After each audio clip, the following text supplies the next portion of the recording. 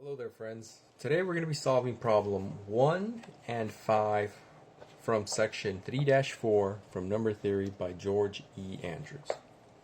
Now, this section refers to Fermat's little theory.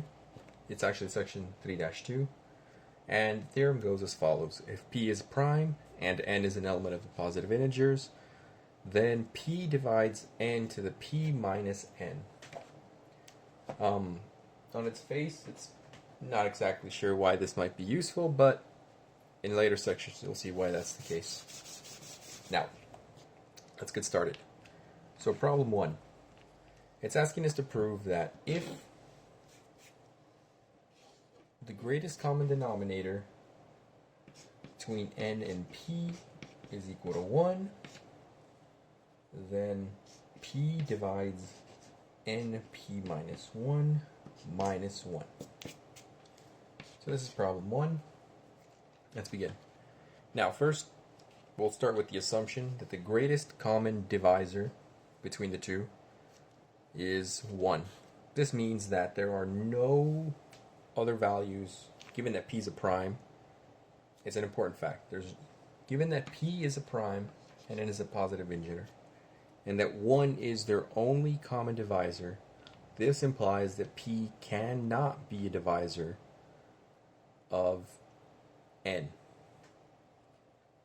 Because if it were, then that would mean that p would be the greatest divisor, since there's only two options, 1 or p, since p is prime. And so using that, we can take Fermat's little theorem that states that p divides np minus n.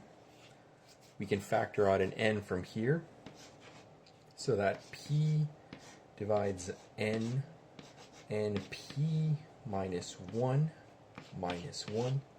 Now, we know that p doesn't divide n, as I stated earlier, since its divisor is 1.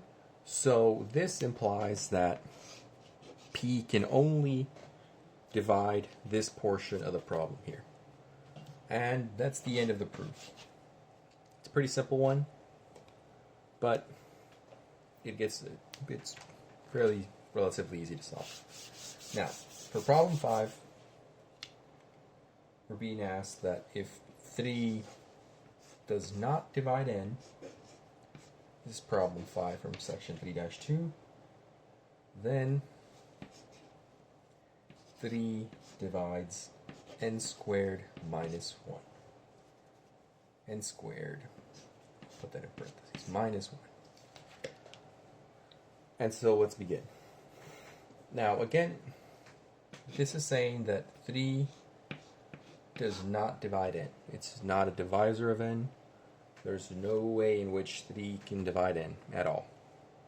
So given that fact, and given what we did in 1, we can say that due to Fermat's theorem, that 3 should divide this instead. 3n cubed minus n. Of course, we can factor out an n from that, and that's n. I'm sorry, chalk's being a bit fussy here.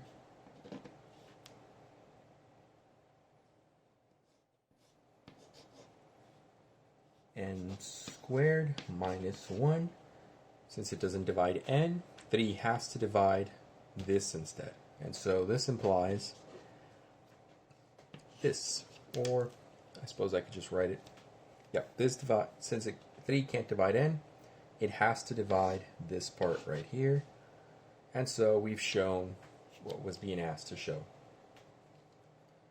And so given that, that's the end of the two problems. If you have any questions, comments, or concerns regarding the problem, feel free to let me know in the comments section. If there's anything you would like me to solve, feel free to let me know in the comment section as well. Thank you for watching, and I hope you have a nice day.